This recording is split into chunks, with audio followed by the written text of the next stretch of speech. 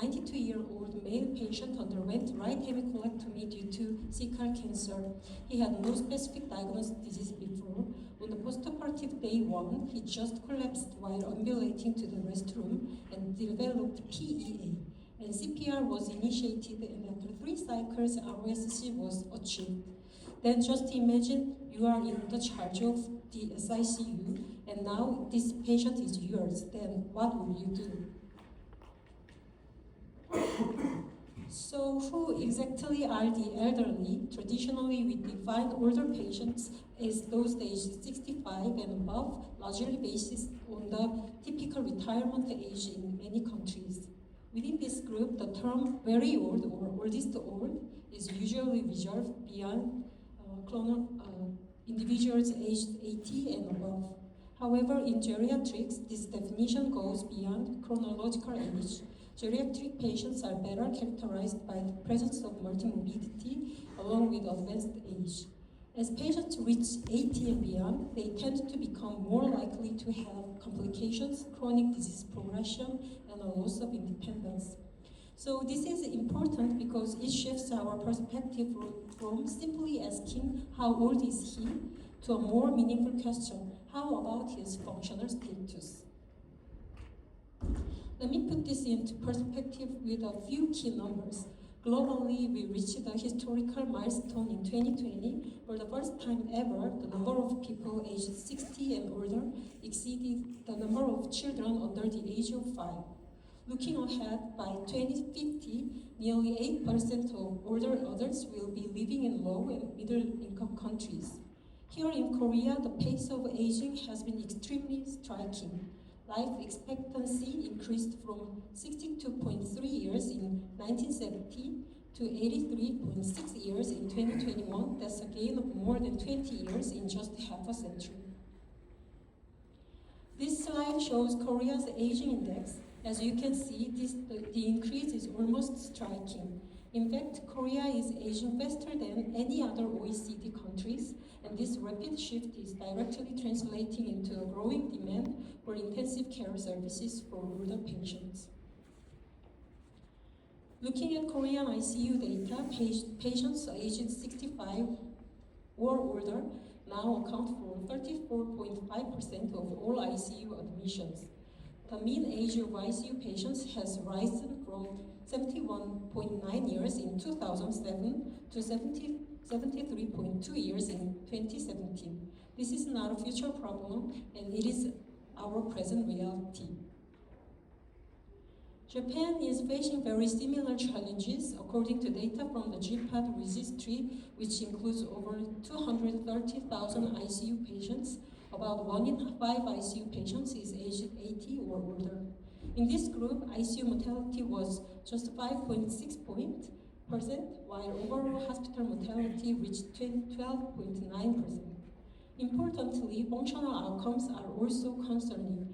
Only about half of the patients in their 80s and just 40% of those aged 90 and above were able to return home after discharge. So what makes elderly ICU patients different? Over the past 2 decades, geriatric conditions in the ICU have increased significantly. These patients often present with a complex of challenges: cognitive impairment, functional dependence, polypharmacy, and nutritional deficiencies. Taken together, these factors fundamentally change how we need to approach their care. To address these challenges in a more systematic way, the 6M's framework has been proposed for geriatric ICU assessment. It consists of 6 key domains: mobility, mind, medications, multimorbidity, and what matters most, understanding the patient's values, goals, and advanced directives, and momentum, considering the course of illness and overall prognosis. Together, this framework offers a structured and a holistic approach that goes far beyond traditional organ-based management. This brings us to an important distinction: aging versus frailty. Frailty is defined as a clinically recognizable status of increased weakness resulting from a decline across multiple physiological symptoms. But the key point is this: aging is universal, frailty is not. Even among patients with the same age, there can be striking differences in physical result. Frailty tells us how vulnerable they are, and that's why we need objective tools to assess frailty. So a large meta-analysis evaluated the clinical frailty scale as a predictor of ICU mortality. Overall mortality was about 90%, increasing to 24% in patients aged 65 and older. When stratified by frailty, the mortality is increasing according to the CFS. The message is clear. Frailty is not just a concept, it is a measurable and independent predictor of mortality. This concept also extends to the surgical patients. A large analysis of 2.7 million cases across 9 non-cardiac surgical specialties using nationwide data showed that the modified Frail Index is a consistent predictor of 30-day mortality, postoperative complications, and prolonged hospital stay. For those of us in acute care surgery, this is directly actionable. Frailty assessment should be an integral part of the preoperative evaluation in older patients. Now this is where things become truly challenging. In patients with geriatric features, prognostic uncertainty is at its highest. For example, when an 80-year-old patient is admitted to the ICU with the predicted survival around 50%, that estimate is, in reality, no better than a coin flip. This uncertainty is a characteristic of this patient population. Two landmark European studies have significantly shaped our understanding of very old ICU patients.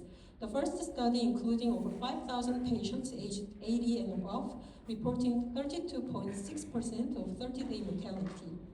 Frailty assessed using the CFS was independently associated with mortality.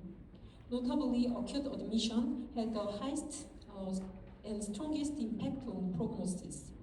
The second study provided further validation in nearly 4,000 patients. Each 1 point increase in the CFS was associated with a 10% increase in 30-day mortality. So, just previous speaker, Dr. Kojima, already told us that, so how should we act when we cannot predict? So one practical approach is the concept of a time-limited trial.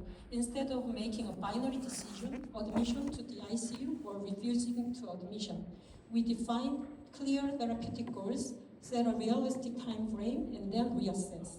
For example, we will provide full ICU support for the next 72 hours.